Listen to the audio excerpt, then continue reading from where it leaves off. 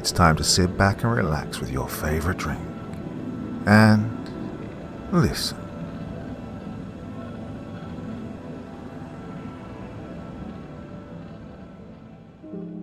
Good evening, wanderers of the uncanny, and welcome once more to the threshold where ordinary life begins to warp and the dark presses its face against the glass. Tonight I'll be your guide into that uneasy territory, a place where keepsakes carry curses, where blood remembers old promises, and where the people we trust the most may hide horrors we were never meant to see. So draw the curtains, quiet your breathing, and settle close to the glow of the screen.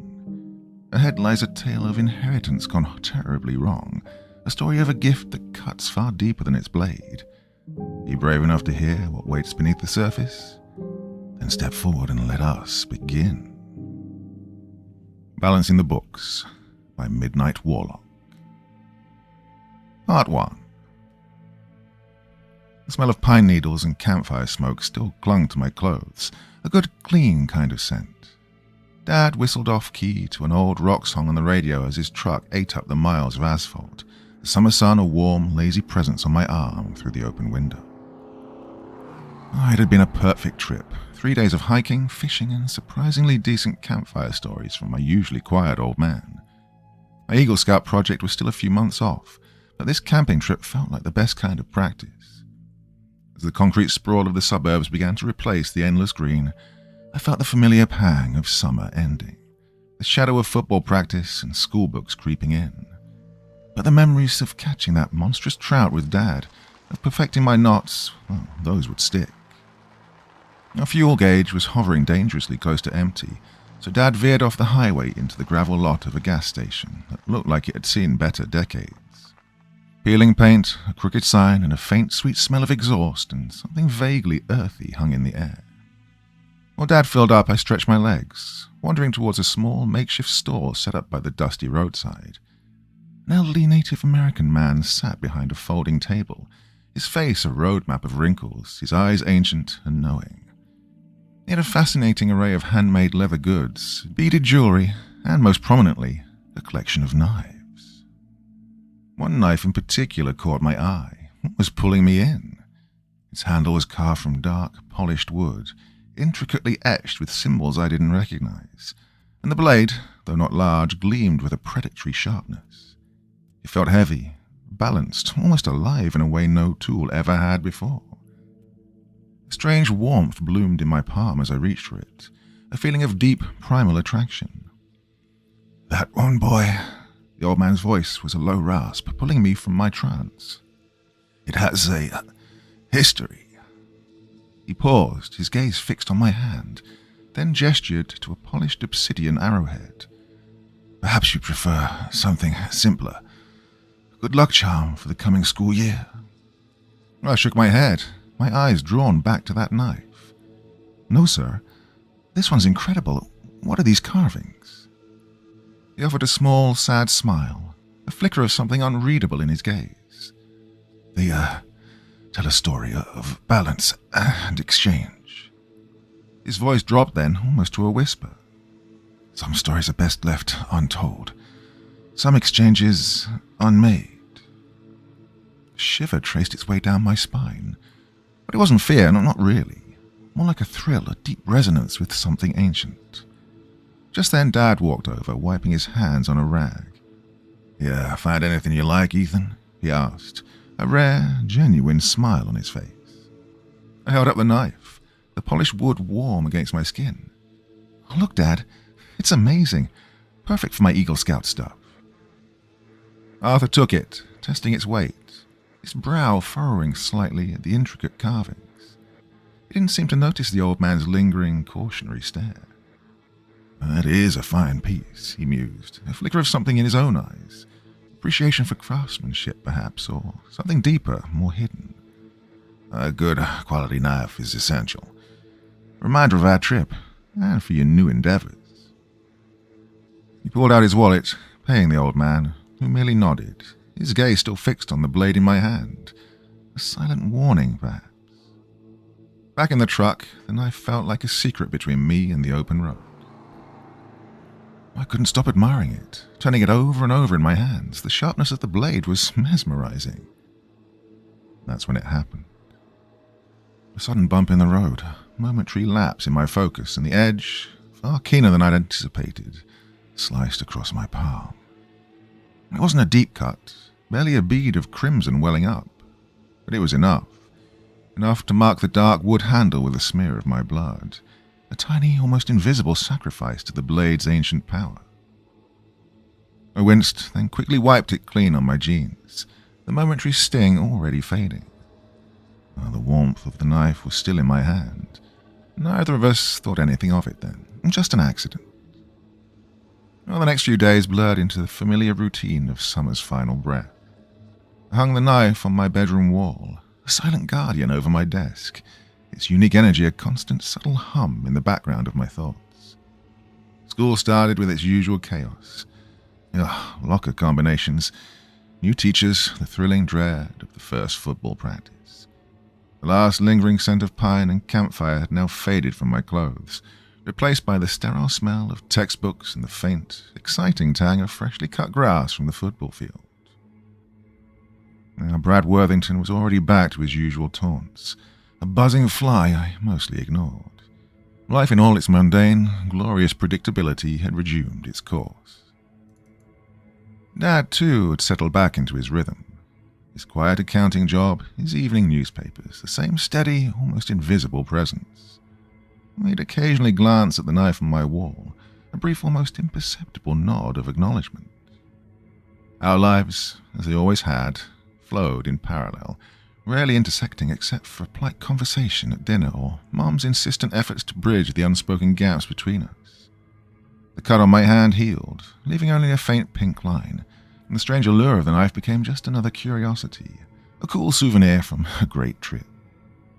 Then, about a week after we'd returned, Dad decided the truck needed a good wash. He liked to do it himself, a meticulous process he approached with the same quiet dedication he applied to everything else.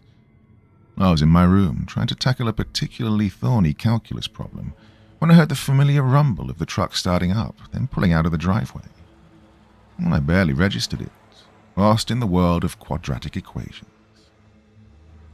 Later that evening, as Mom hummed in the kitchen and the scent of pot roast began to fill the house, Dad walked in, his clothes a little damp from the car wash. He moved with his usual quiet precision, but there was a subtle tension in his shoulders I hadn't seen before. He set a small object on the entryway table.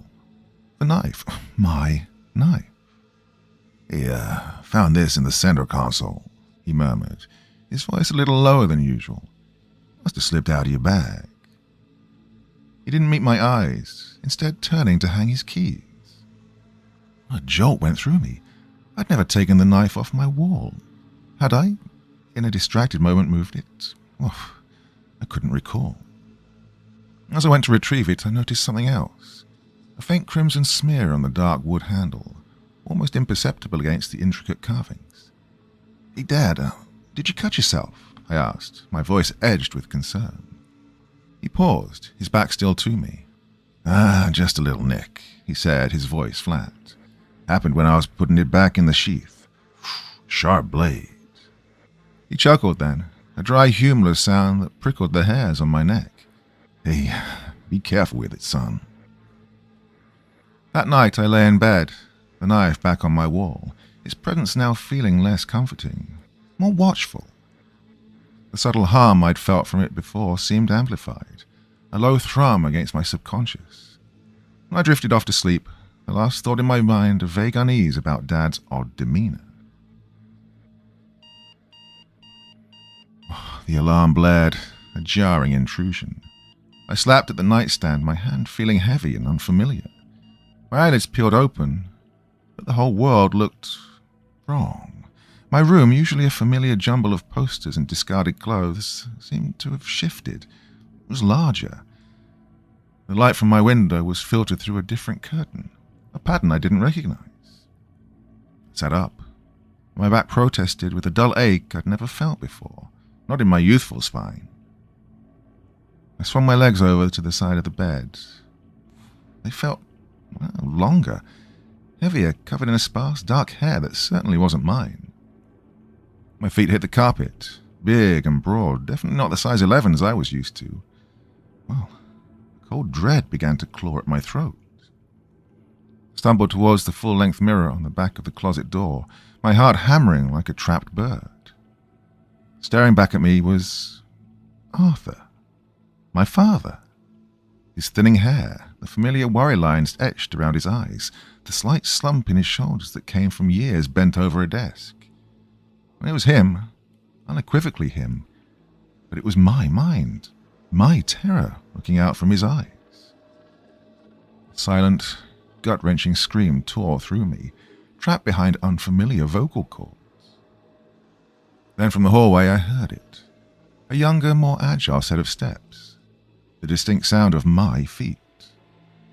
A voice, bright and clear and absolutely terrifyingly mine, calling out, "Morning, Dad. You gonna hog the shower all morning?" The blood drained from my face, or rather from Arthur's face. My voice, my perfect, athletic young voice, resonating from beyond the bathroom door. A wave of nausea hit me, and I stumbled back, catching myself on the dresser. This wasn't a nightmare, this was real, and utterly, horrifyingly impossible. My mind raced, grappling with this impossibility. The knife, 2 cuts, the old man's warning. Exchange. Well, it all slammed into me with the force of a linebacker. "Hey, Dad, you okay in there?" The voice was closer now, laced with a familiar, youthful impatience. It was me, Ethan, impatiently asking his father to hurry up. A fresh wave of panic tightened in my chest. I couldn't just walk out there. What would I say? How would I explain this? My reflection, Arthur's reflection, stared back at me, a stranger in my own head. My hands, large and slightly trembling, went to the doorknob. My stomach churned. I had to face this. So I took a deep breath, trying to mimic my father's calm, almost detached demeanor, the facade I now desperately needed to wear. I opened the door. There, leaning against the doorframe, was me, or rather, my body. My youthful face, my well-muscled arms, the slightly too long hair that Mum always complained about. But the eyes, they weren't mine. I held a glint of something I'd never seen in my own reflection, a disturbing mix of confusion and an almost giddy amusement. "Morning, Ethan," I rasped, the words feeling foreign on Arthur's tongue. "Morning, Dad," the figure in my body replied, a smirk playing across my lips. "Oh, you look like you've seen a ghost." Pushed off the doorframe, moving with a fluid grace that was unmistakably my own, yet imbued with an odd, deliberate swagger. Shower's all yours. Don't want to be late for work, do we?" The words were casual, but the underlying tone was off, as if he was trying on a new suit, testing how it felt. He clapped me, my actual body, on the shoulder, a casual gesture that felt invasive, violating. The next hour was a blur of surreal horror. We found Mom already at the kitchen table, oblivious. We somehow managed to choke down breakfast, me, as Dad, answering Mum's questions about his workday with vague grunts, and him, as Ethan, expertly deflecting inquiries about football practice with practiced ease. He even managed a few jokes. My jokes, delivered with uncanny accuracy. The casual deception was nauseating. When Mom finally left for her yoga class, the house fell into a terrifying silence. "Okay," I finally managed, my voice still raspy, the sound of my father's vocal cords still unsettling. "What the hell is going on?" My body stretched languidly, like a cat. "You tell me, Dad. One minute I'm dreaming about the Ravens game, the next I'm looking at your receding hairline in the bathroom mirror." Well, there was no panic in his voice, only a strange, unsettling curiosity. No, more than curiosity, a sense of opportunity. "It's the knife," I whispered, pointing vaguely towards my bedroom. The old man warned us. In exchange, it must have been the cuts, both our blood on it. He nodded slowly, my thoughtful expression on his face. Ah yes, that peculiar trinket. Always knew there was something interesting about it. He stood up, walking to the living room window, looking out at the perfectly manicured lawn, his hands, my hands, clasped behind his back. It was a posture Dad often adopted when deep in thought. We have to fix this, I insisted, the terror bubbling up again. I have school, you have work. We can't just be each other. He turned, my eyes meeting mine. A cold, assessing gaze I'd never recognized in myself then. Oh, I think we can, Ethan. For now, you go to work. Try not to mess up my books too badly. And I'll go to school. See what the youth of today are up to. There was a predatory gleam in my eyes that sent a fresh shiver down my spine. No, I cried, stepping forward. Then I remembered I was in my father's aging body. You can't just pretend to be me. What about football? My friends? What if someone finds out? He merely smiled, a chillingly confident smile that was once mine. Relax, son. I'm a quick study. I imagine being the popular football captain won't be too difficult. Might even be invigorating. The casualness of his tone, the way he dismissed my entire life, was sickening. He picked up my backpack, slinging it over my shoulder with a practiced ease that made me want to scream. Don't fret, Arthur. I'll make sure your accounts are in order. Try not to draw too much attention to yourself at the office. Just be your usual quiet self.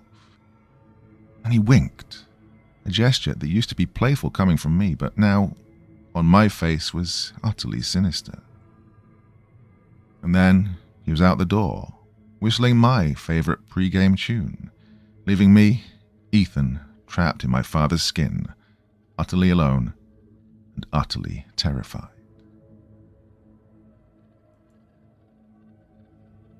Part 2.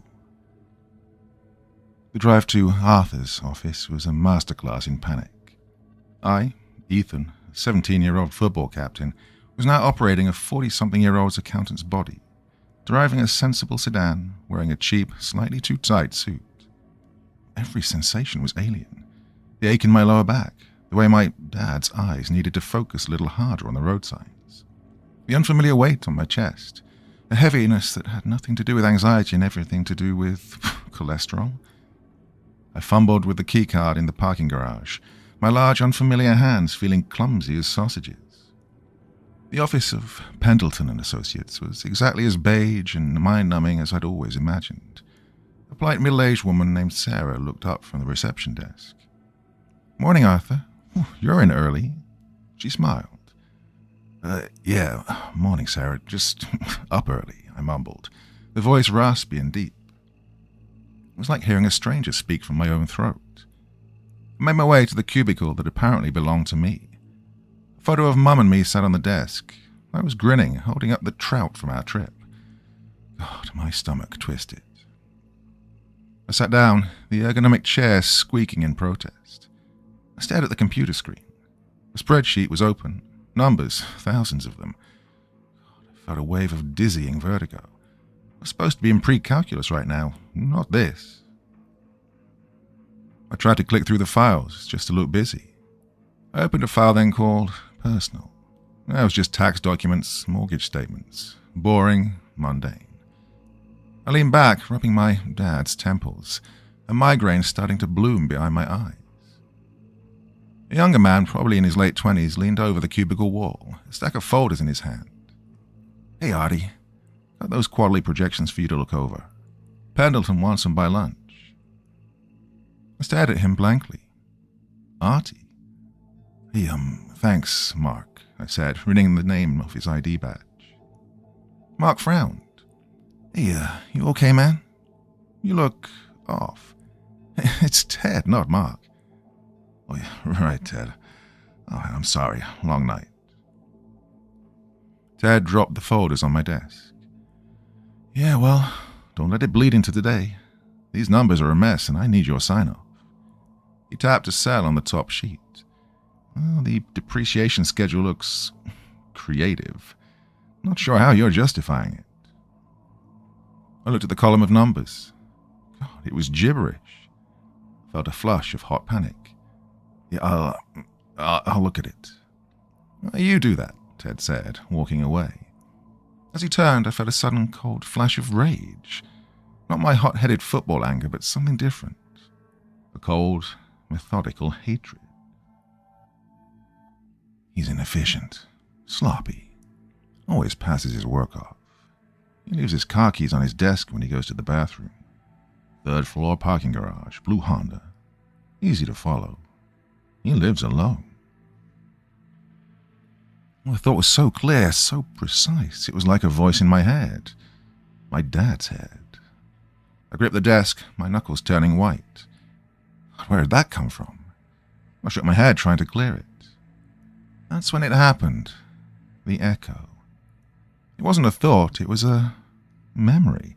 A flash of imagery so vivid it overlaid the beige cubicle. Different room. Dark.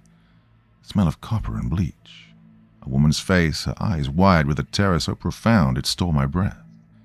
Her mouth was open in a scream, but no sound came out. I gasped, lurching forward, knocking the cup of pencils onto the floor. Sarah glanced over, her brow furrowed. "Arthur, you all right? You look like you've seen a ghost." "Fine, I'm fine," I choked out, bending to pick up my pencils, my heart hammering. Just a dizzy spell." What was that? A dream? An hallucination?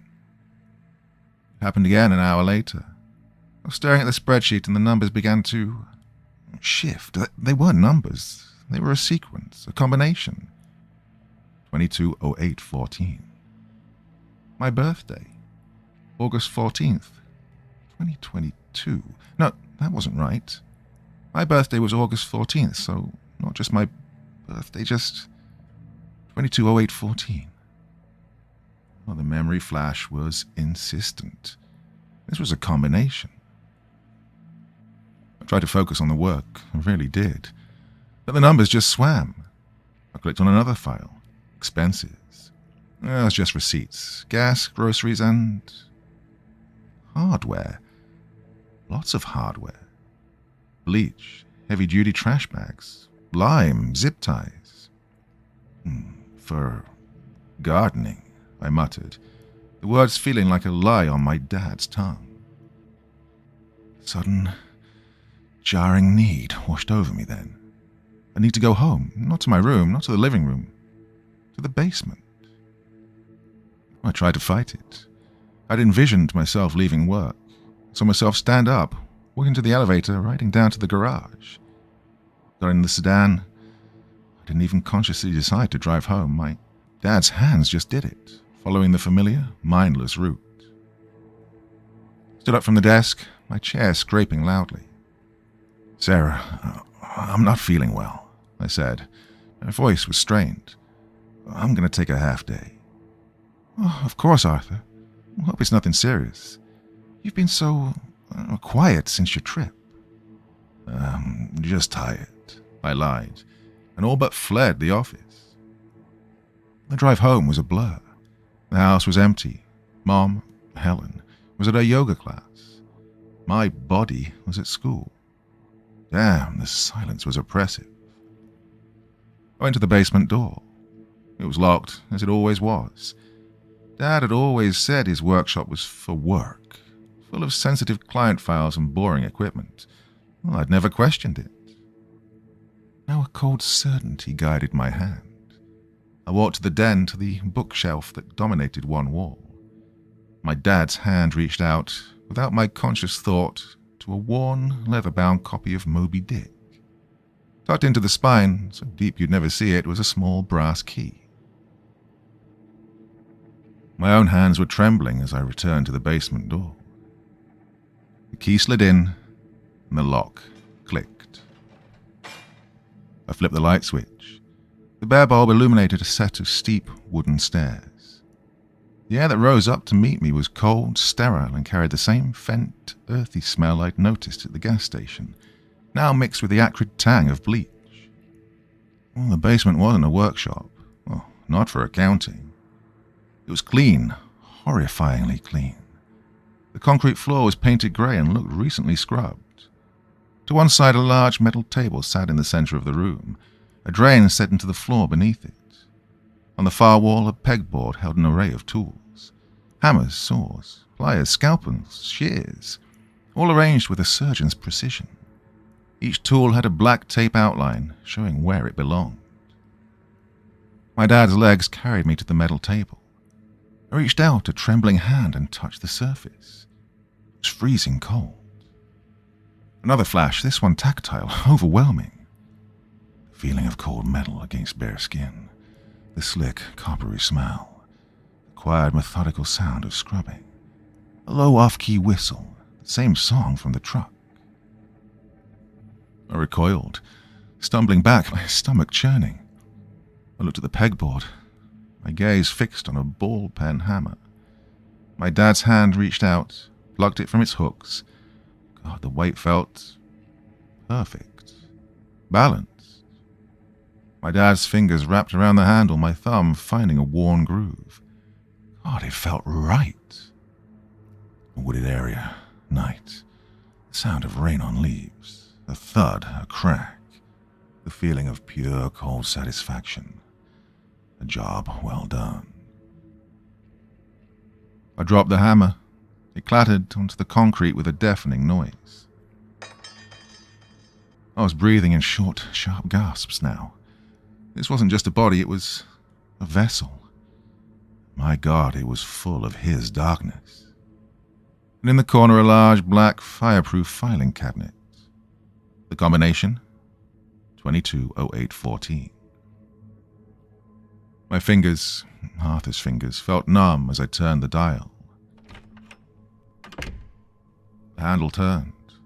I pulled the drawer open. It wasn't client files. The top drawer was full of notebooks, dozens of them. Simple black composition books. I pulled one out. The handwriting was my father's, meticulous and precise. August 11th, 2003. Subject CM, female, 24, hitchhiker. Complained about the rain. Now she won't complain about anything. Dispersal in 6 locations. Efficient. I dropped the book, a strangled noise ripping from my throat. I grabbed another. March 2nd, 2007. Subject TR, male, 31. Co-worker. Inefficient. Sloppy. Followed from office, blue Honda. Lived alone. An easy, satisfying removal. No one will miss him. Dispersal. Ted. Not Mark, Ted. My mind flashed to the man in the office. Lou Honda lived alone. Oh, God. Had he... I frantically searched for a date on Ted's folders. 2025. Oh, this was 2007. A different Ted. A different sloppy co-worker. My father had been doing this for decades. I staggered back, gagging, my mind refusing to process what I was seeing. I fell against the metal table, the cold stinging my hands. I looked at the next drawer. It was labeled trophies. My stomach heaved. God, I didn't want to look, but I had to look. I pulled it open. It was full of small, mundane items. A single earring, a driver's license, the photo of a smiling college-aged girl, a cheap plastic keychain from a gas station, one I recognized, the one just off the highway, a lock of blonde hair tied with a blue ribbon, a class ring, a single muddy running shoe. This was my father, my quiet, boring, salt-of-the-earth father. He wasn't an accountant. He was a monster. A new memory, sharper this time, sliced through my panic. A young man, skinny and pimpled, maybe 16. He's cornered against a locker. A bigger boy, a jock with a shock of red hair, is laughing and shoving him. "What's wrong, Arthur? Gonna cry? Gonna tell your mommy?" The rage, it was blinding. A cold, pure, methodical rage. Not hot like mine, not a flash of temper. It was a freezing, calculated hatred. A promise. I stumbled back up the stairs, slamming the door, locking it, fumbling to put the key back in the book. I scrubbed my hands in the kitchen sink, scrubbing until my dad's skin was raw. I couldn't get the feeling of the cold metal table off me. The front door opened then. "Dad, I'm home." My blood ran cold. I turned, my heart a block of ice. There I stood, my body, my face, grinning, flushed with exertion from football practice. My backpack was slung over my shoulder. "Rough day at the office?" I asked. But the voice was wrong. It was my voice, but the casual, predatory confidence in it was all Arthur. God, he was loving this. He tossed my bag on the floor, went to the fridge, and poured out a Gatorade, chugging it with my youthful vigor. You, I couldn't speak. "What's wrong, old man?" he smirked, wiping my mouth on the back of my hand. "See a ghost?" He was referencing my own words from the office. He'd heard me, or... no, he was just mocking me. Practice was exhilarating," he said, rolling my shoulders. This body. I'd forgotten what it felt like. The power, the speed. No aches, no limitations. Brad Worthington. I suddenly remembered my bully. What about Brad? Did he... Arthur's smile on my face was the most terrifying thing I'd ever seen. Young Mr. Worthington. He was boisterous. He tried a cheap shot. I put him on his back. He chuckled then. Then I whispered a little anatomical fact in his ear about how easy it would be to sever a femoral artery in that position. I don't think he'll be a problem anymore. God, he wasn't just thriving. He was refining his tactics. "And Jessica," he continued, naming my girlfriend.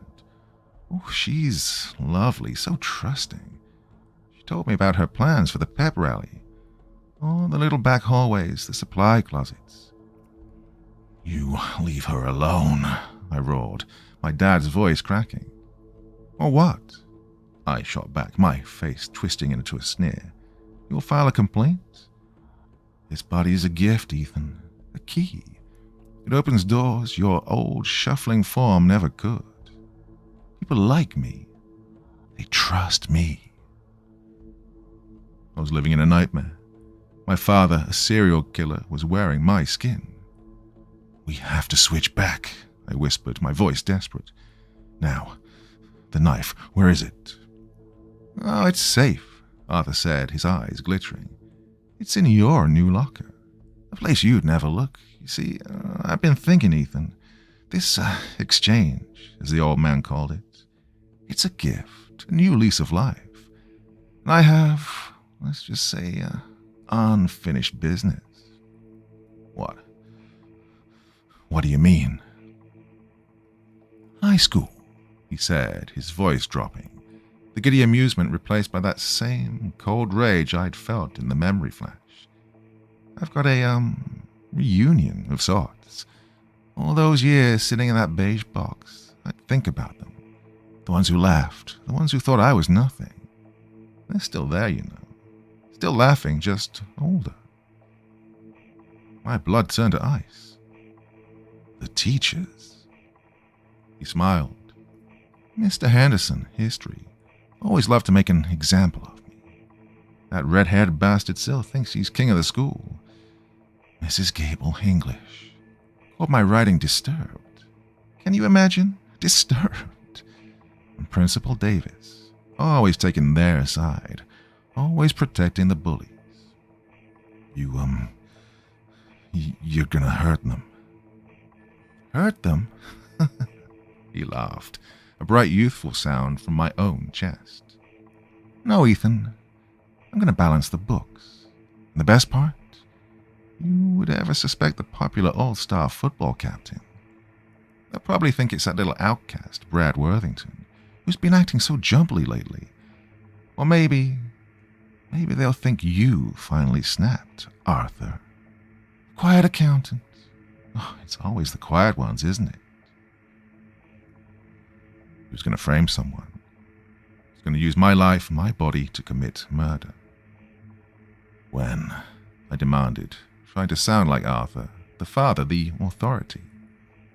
Back to school night, of course, he said, as if it were obvious. Tomorrow. The whole school will be there. The pep rally in the gym. Oh, so much noise, so much distraction. I'll get Henderson in his classroom. Just need to discuss a grade. Gable in the faculty lounge. And Davis? Davis I'm saving for last. In his own office. It's perfect. He clapped me on my dad's shoulder, the same invasive, violating gesture from the morning. Don't you worry, Dad. You just go to work. Be a quiet, invisible self. I'll handle school. He grabbed an apple from the counter, bit into it with a resounding crunch, and jogged up the stairs to my room, my music blaring a moment later. I was left alone in the kitchen, trapped in the body of a middle-aged man who was, I now knew, a meticulous, patient, and ruthless serial killer. And his son, my body, was about to become one too.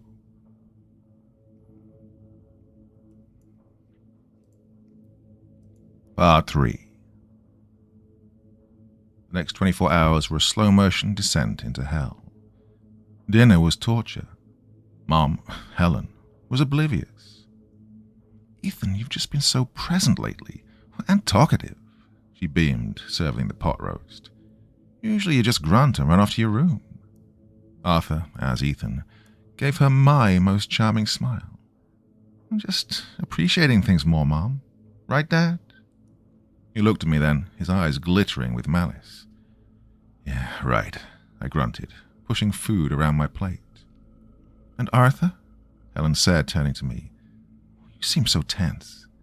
You should take more trips with Ethan. It's clearly done him a world of good. You're all wound up. You need to relax. I'm fine, Helen, I muttered. He's just worried about those depreciation schedules, aren't you, Dad? Arthur, as Ethan, chimed in. Perfect imitation of youthful teasing. Got to make sure those numbers line up. The casual, layered cruelty of it made me want to scream. He was taunting me with my own incompetence, his own dark work. That night was worse. I spent the night in Arthur's bed next to my wife, my mother. I lay rigid on the very edge of the mattress, not sleeping. Just lay there, a cold, aging stranger, listening to the steady breathing of a woman who had no idea the two men in her house were both monsters. One by choice, one by infection. Every time I closed my dad's eyes, I got more of them. The memories, not just flashes of violence, but the resentment. Helen, laughing at a party years ago. Oh, Arthur, he's just steady. My rock. The way she said steady sounded like boring. The feeling of rage of being patronized. Helen, balancing the checkbook. Arthur, this gardening hobby of yours is expensive. All this bleach. You sure you know what you're doing? The flash of panic quickly masked. The cold thought. She's too curious. Inefficient. I sat bolt upright then, drenched in a cold sweat that was not my own. I was starting to feel it. Arthur's darkness. His justifications. I was starting to feel his impatience with Helen. His contempt for the sheep in his office. I looked at my mom's sleeping form, and for a terrifying split second I felt Arthur's cold assessment. The infection was spreading. The next day I didn't go to the office. I called in sick. my voice a passable imitation of Arthur's monotone. "Sarah, I'm very ill. I won't be in." I hung up before she could ask questions. I spent the day preparing. I tried to call the police. I dialed 911 from Dad's burner phone, one I'd found in his desk drawer. 911, what's your emergency? I want to report a planned murder. Okay, sir. Who's planning it? My son, but it's my husband. He's in my son's body. He's a serial killer. Silence. Then, "Sir, have you been drinking? Is this a prank call?" I slammed the phone down. Insane. I sounded insane. I went back to the basement. I couldn't just stop him. I had to prove it. I took the notebooks, all of them. I stuffed them into Arthur's briefcase. Well, it would be a start. But I knew that wouldn't be enough to stop him tonight. He was in my body. He was strong. I looked at my dad's soft hands. Went to the pegboard. The tools, the cold, precise rage from the memory flash. It was no longer an echo. It was a hum. I found myself weighing the ball-peen hammer in my hand. The balance was good. I saw a flash. A wooded area. The sound of a skull cracking.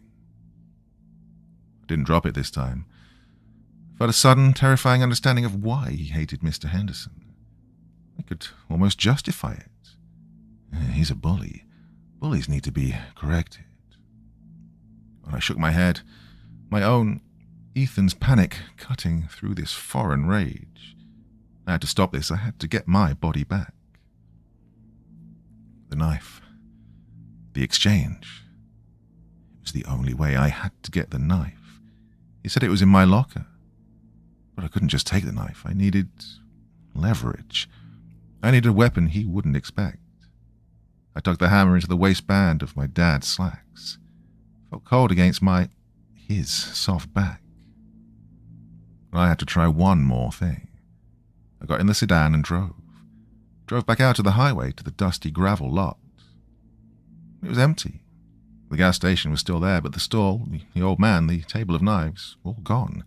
Just an empty patch of dirt, as if it had never been there at all. There was no one to ask for help. I was completely and utterly on my own. School was a zoo. Banners for the first prep rally hung from the rafters. Parents and students milled about. The gym was thumping with pop music, a bass line of chaos. I moved through the crowd, a ghost. I was invisible, just another dad. I saw her face searching for me. She was looking for Arthur. I ducked into a hallway, my heart pounding, the hammer a cold, heavy weight against my spine. Helen. I saw Jessica, my girlfriend, laughing with her friends, her cheerleader uniform bright under the fluorescent lights. Arthur, as Ethan, was nowhere to be seen, though. He was already starting. I had to get to my locker. I still knew the combination. 12-30-06. I got to the athletics hallway. It was mostly empty, the noise from the gym a dull roar. I spun the dial, my dad's clumsy fingers fumbling. The lock clicked. I pulled it open. It was empty. My calculus textbook, my gym clothes all gone, and no knife. Of course, he'd lied, or he'd told the truth knowing I'd be too late. Cleaned out the locker and taken the knife long before I could ever get there. He was toying with me, sending me on a cold trail. A new wave of panic, cold and sharp, hit me. I had no knife. I had no way to switch us back. I was trapped. So I ran. My dad's legs ached.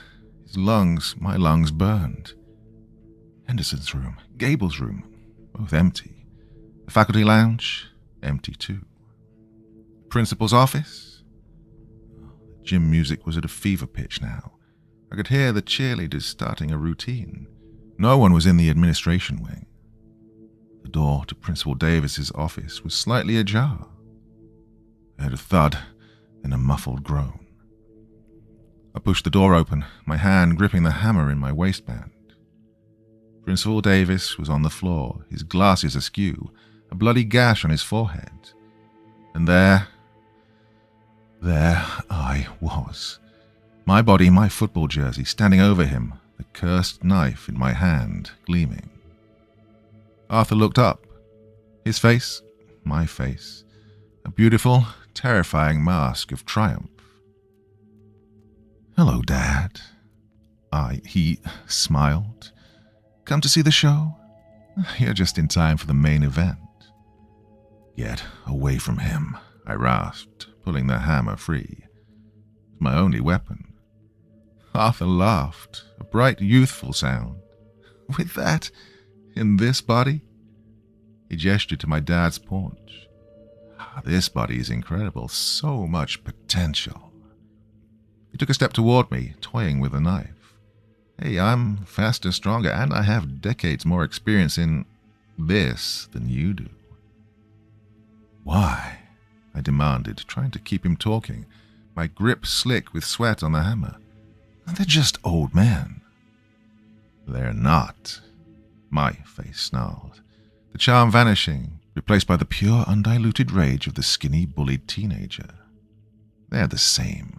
They still laugh. They still looked at me and saw nothing. Now they'll see." He lunged. God, it wasn't even a contest. He was me, a 17-year-old athlete. I was a 40-something-year-old accountant. He batted the hammer from my hand with a contemptuous flick of his wrist. It clattered down into the corner. He shoved me against the wall. My strong young hands wrapped round my dad's throat. I was being strangled by my own hands. Such a disappointment, Ethan," Arthur wheezed with my voice, straining with the effort of killing me. "And don't worry, I'll take such good care of your mother." My vision was tunneling. Spots danced before my eyes. I was dying. The knife. He was strangling me with one hand, his right hand, and the knife was in his left, my left, held casually at his side. He was enjoying this, drawing it out. I was fading. The cold, analytical part of my dad's brain took over. He's overconfident. He's left-handed. His grip's on the cardioid. He's not crushing the windpipe. He wants to watch. Inefficient. With the last of my strength, my dad's clumsy hand fumbled, not for the knife, but for the desk. My fingers hit the heavy, old-fashioned stapler. "We have to switch back," I choked out. "Never," he screamed, his face contorting, raising the knife for the final theatrical blow. I swung the stapler, all my dad's way behind it, aiming not for his face, but for his knife hand, my knife hand. It connected with a sickening crunch of bone, my bones. I screamed, a real agonized scream of my own voice.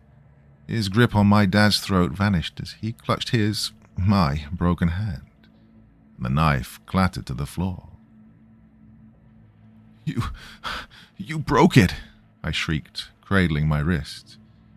"We have to switch," I roared, diving for the fallen knife. I got my fingers on the handle. He kicked me, my football-trained leg connecting with my dad's ribs. I heard a crack. Pain was blinding, white-hot, but I had the knife. He was on me in an instant, his one good hand, his right hand, fumbling for my throat again. But he was sloppy now, angry, inefficient. I had the knife. I knew I couldn't stab him, he was too strong. I couldn't win. So I did the only thing I could. I raised the knife and, with a final desperate roar, I sliced it deep across my own, Arthur's palm. Pain was electric. Arthur screamed in surprise, recoiling from the spray of blood. I lunged, not to stab, but to cut. He was on top of me, his good hand, his right, scrambling for my dad's face. I grabbed my right wrist with my dad's bloody left hand, smearing his blood onto my skin. With Dad's right hand holding the knife, I sliced the razor-sharp blade across the back of Ethan's hand. Our blood mixed on the blade. Our blood mixed on our skin. A flash of light, brighter than a camera, a sound like a thunderclap inside my skull. The world inverted, dissolved, and reformed. I was on the floor, my 17-year-old body screaming in agony. The air rushed back into my lungs.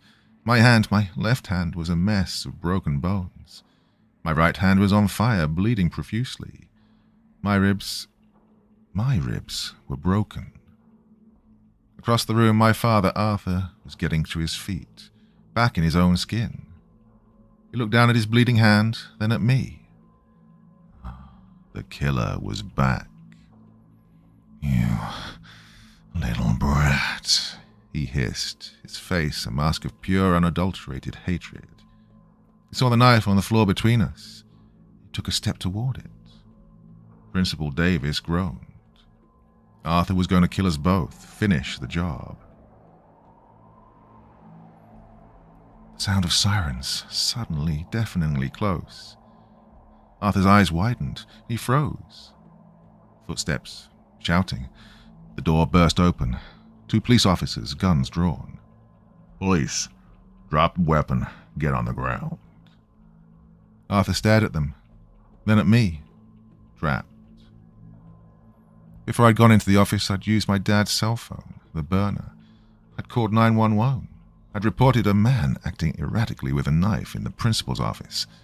I'd given them a perfect description of my father. I'd left the line open in my dad's pocket. They'd heard the whole thing, the threats, the fight, everything. He raised his bleeding hands.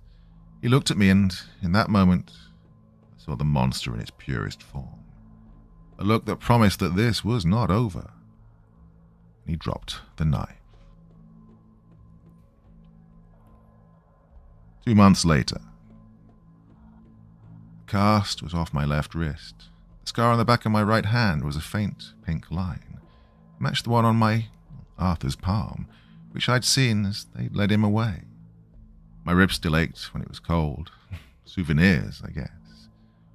Life was not normal, but it was pretending to be. My dad was in a state psychiatric hospital, awaiting trial. The notebooks I'd given the police, combined with the 911 call, had been more than enough. The trophies, the basement. Mom was a wreck. She was living in a fog in a small apartment across town. She'd sold the house. She refused to believe it. "He was sick, Ethan," she'd whisper, clutching my hand. "That thing in the basement wasn't him. He was a good man." She'd look at me sometimes, searching my face as if she knew something was different. "You've been so cold since it happened." I'd just nod. "I'm fine, Mom." I was at football practice. The air was crisp, the smell of cut grass sharp and clean. It felt good. My body felt right. Brad Worthington, back to his old, insecure self, slammed into me with a late, cheap tackle. "Eat dirt, Eagle Scout," he sneered, trying to regain his lost dominance. I hit the ground. The smell of pine and campfire flashed in my mind then, sharp and sudden. I got up. I wasn't angry, I wasn't hurt, I felt nothing. Just a cold, clear calculation. I looked at Brad, but I wasn't seeing Brad. I was seeing a memory clear as day. Teenage Arthur, skinny and scared, being shoved into a locker by a laughing jock with red hair. Mr. Henderson. The memory faded, and I was back on the field. Brad was laughing, expecting me to shove him back, to yell. I just smiled. A slow, cold, confident smile that wasn't mine. "It's just a game, Brad," I said, my voice perfectly friendly. I clapped him on the shoulder, my grip a little too tight, my thumb pressing just so on the nerve cluster above his collarbone. He winced, his smile faltering, a jolt of pain shooting down his arm. "You just have to know the rules," I said, "and the weak points." I turned and walked back to the huddle, leaving him rubbing his shoulder, confused and, for the first time, a little afraid. As I walked, my hand brushed against the new hunting knife in my pocket. The old one was in an evidence locker, but I'd found I just liked the feel of one. The weight, the balance. I looked across the field at the faces of my teammates, at the coaches, at the setting sun. The rage I'd felt from my father, his cold, patient, calculating hatred, it was still there. A quiet hum in the back of my mind, a voice that analyzed, that catalogued. Inefficient, sloppy, weak. The old man had been right. It was a story of balance. My father was locked away, but his history was not. The exchange, I realized, had never been fully reversed. He was gone, but his darkness was here to stay. That night, I went back to my new apartment, a small place I shared with 2 other guys from the team. I unlocked my bedroom door and opened the desk drawer, took out the new hunting knife and a simple black composition book. I opened it to the first page. I picked up a pen, and I wrote, "Subject, BW, male, 17. Bully, inefficient, sloppy." My handwriting was steady, meticulous, precise.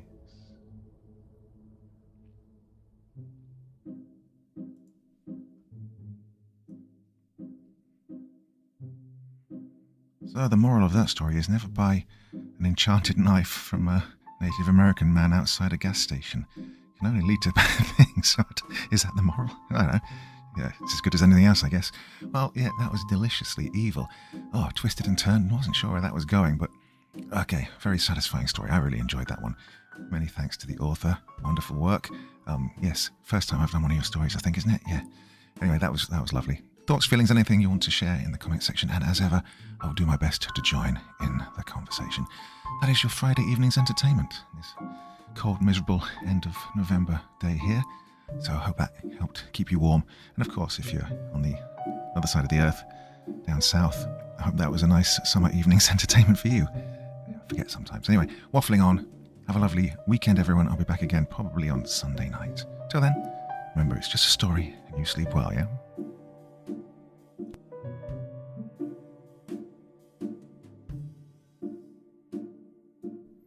Thank you so much for taking the time to listen to this story today. Really means a lot to me and to the author of the story, of course. Well, if you want to know more about me, I'm pretty much everywhere on social media. You can find me on Facebook, Twitter, Instagram. You can download my music on SoundCloud. I've got a Patreon if you feel like. Throw me $1 or 2. Very much appreciated. And of course, on Reddit, I have a place where you can leave stories if you want me to read one that you've written. Well, hoping to see you all again very soon. Till then, sweet dreams. Bye-bye.